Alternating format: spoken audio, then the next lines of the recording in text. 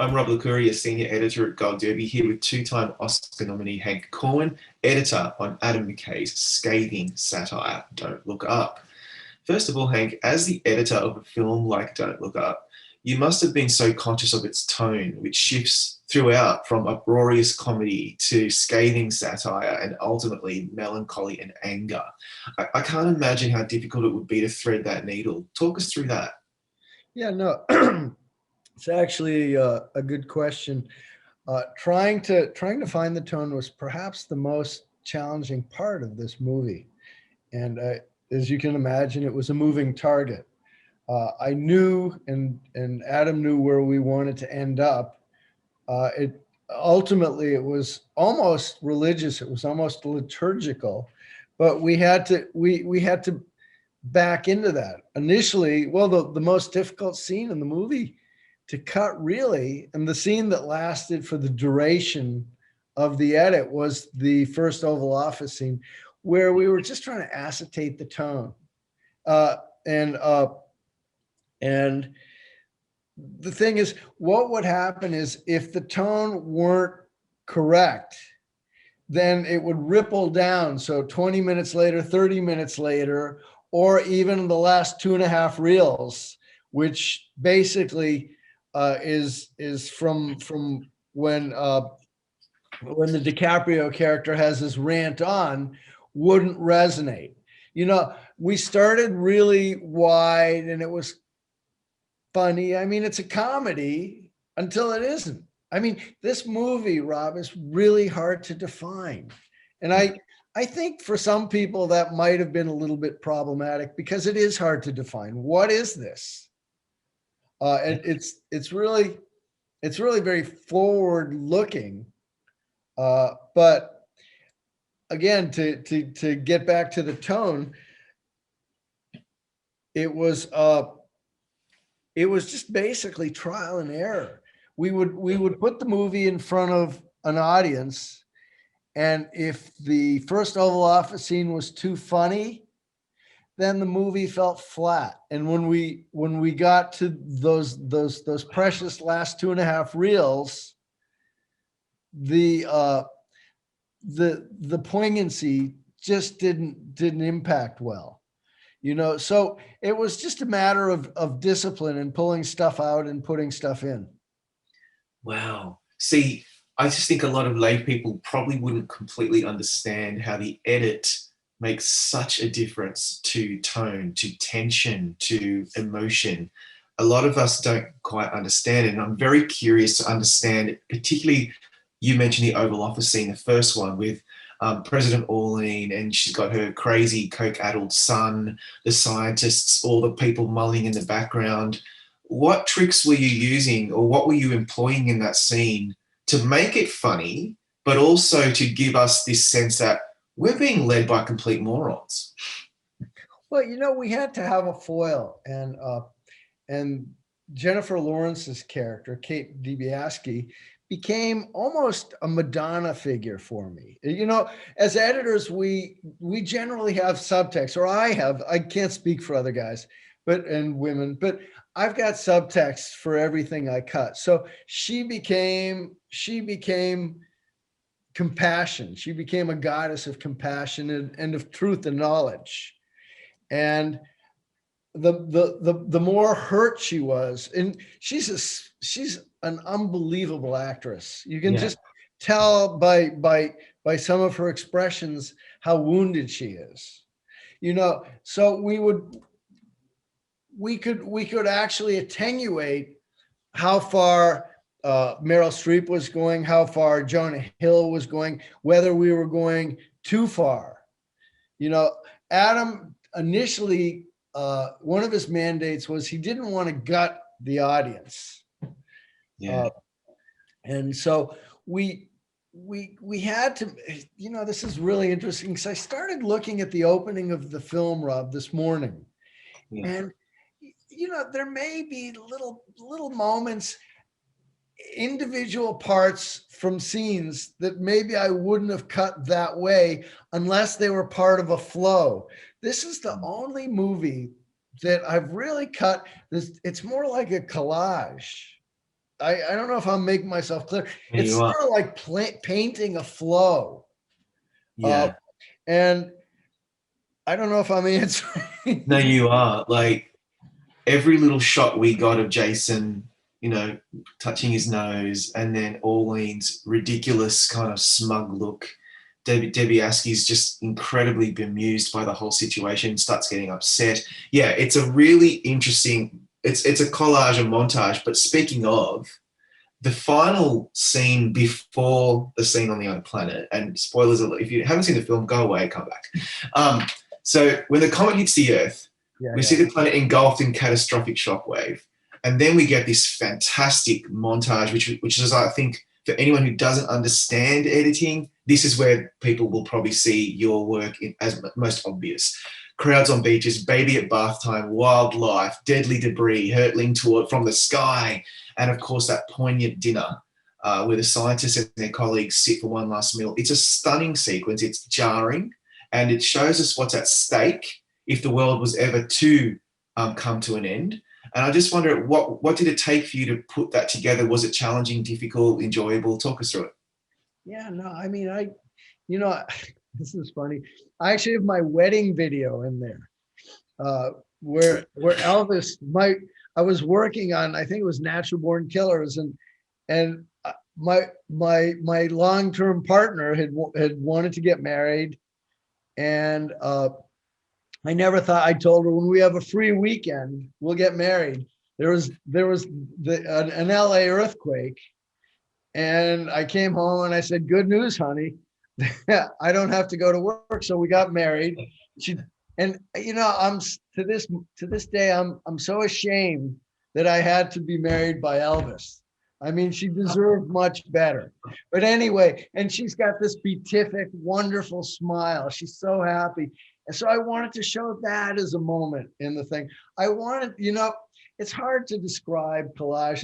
It's basically, it's montage, it's collage. It's basically ultimately synergistic. How the sum of the shots is greater, or the sum of the shots, the whole is greater than the sum of the shots.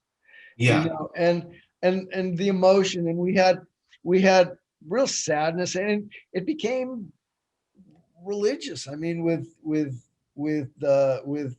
Timmy Chalamet's character and the prayer, and it became like a Last Supper scenario, except in my mind, almost like a modern day Last Supper, where you have the world, the universe, not caring, just confused, petrified, oblivious, and it all, because it's hard to envision the end of the world. I tried to make it as true as my mind would let it. Yeah.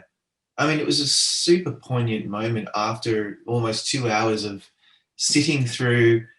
For me, I'll just give you my personal perspective as somebody who gets very frustrated at people who don't take the pandemic seriously and climate change and income inequality and so forth, right?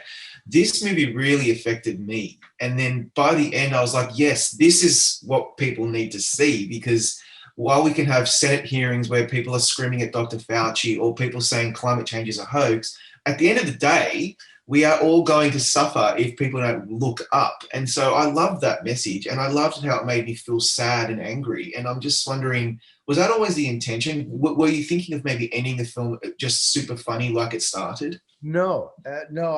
As a matter of fact, Nick Bertel, our composer, and I, we're going to make them. We were talking initially. We always talk. Every movie we do together, with Adam, we talk amongst ourselves. We conspire, and we were going to.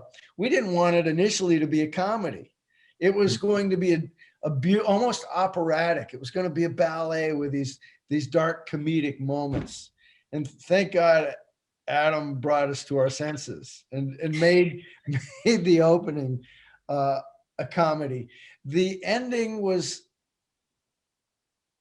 Adam and I have now worked together. This is our third film, and yeah, we've done some other projects, and he sort of blueprinted that. He let me fill in the blanks. But I just, I'm in awe of Adam McKay Yeah. as a writer, as a thinker, as a futurist. I mean, he wrote this thing before we had the pandemic. I I mean, know. it was just a speck in the in the future in Wuhan. None of us Yeah. knew any of this. And because it was always initially meant to be a satire, but as things got more and more absurd and crazier, the satirical element of the thing sort of fell away. And Yeah.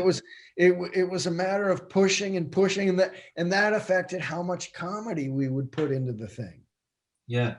You know, When during production and post production, obviously when we were all in lockdown and suffering and all the stuff that has been happening and the bushfires and all this stuff around us, I think the film has a lot to say about the role of TV news and social media, obviously in this era of disinformation, politicization. I wonder how much you took on board. Did you have to watch a lot of Fox News? And if you did, are you okay? And what did you have to do any of that kind of research or groundwork before you were able to cut those scenes in the TV studio? more so the social media aspect. I don't really have a presence on social media. I don't really, I didn't understand it very well.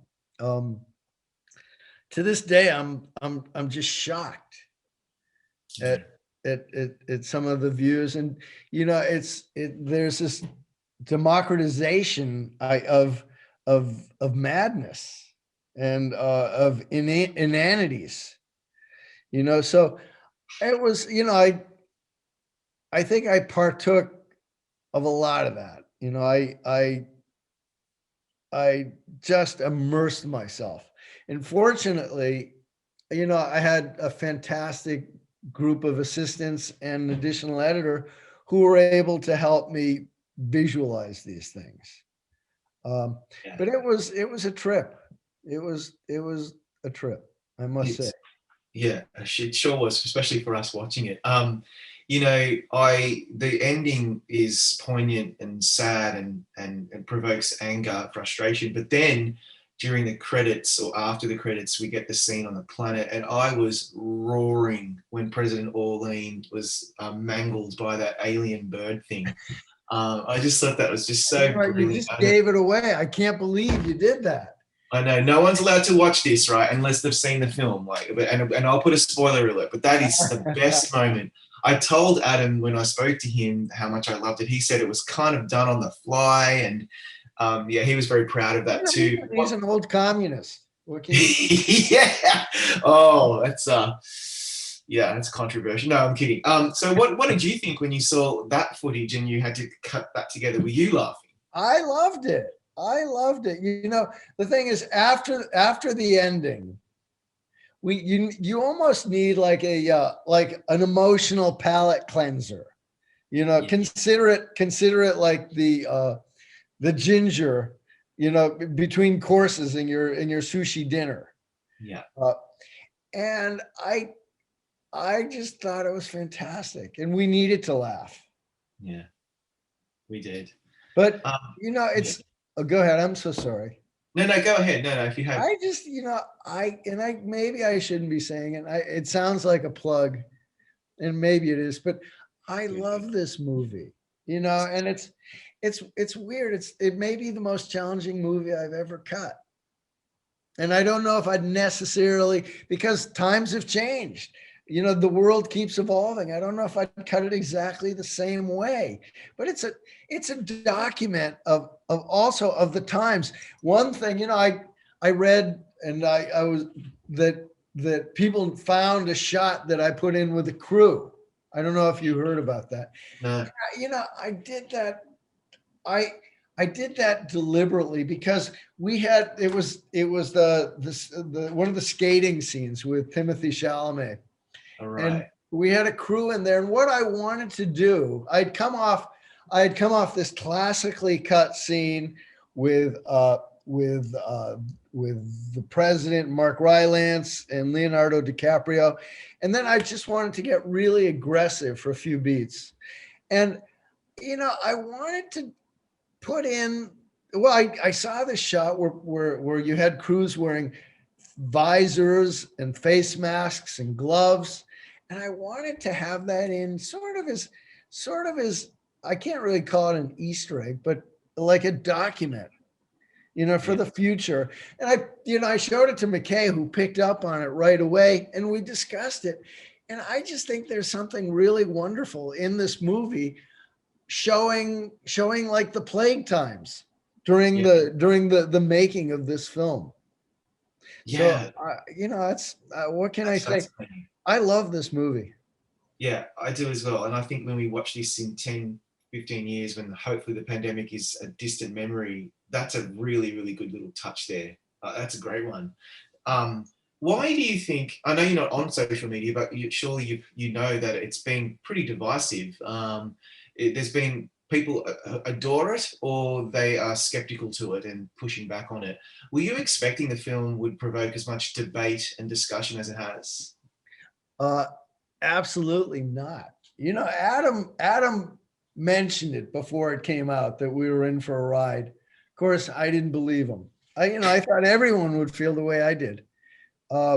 And it was really something when I saw mainstream reviewers attacking this film, and then scientists attacking the mainstream critics, and then the mainstream critics saying, well, we're not in the we stay out of astrophysics, so the astrophysicists should stay out of film crit.